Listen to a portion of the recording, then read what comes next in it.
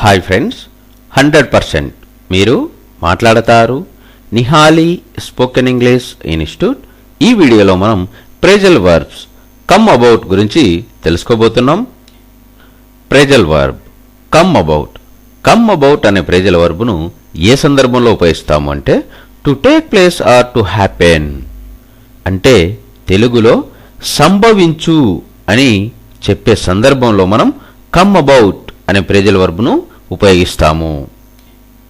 Phrasal verb come about అనే phrasal వర్బ్ను ఏ సందర్భంలో ఉపయోగిస్తాము అంటే to take place or to happen, అంటే తెలుగులో సంభవించు అని చెప్పే సందర్భంలో మనం కమ్ అబౌట్ అనే ప్రేజల్ వర్బ్ను ఉపయోగిస్తాము.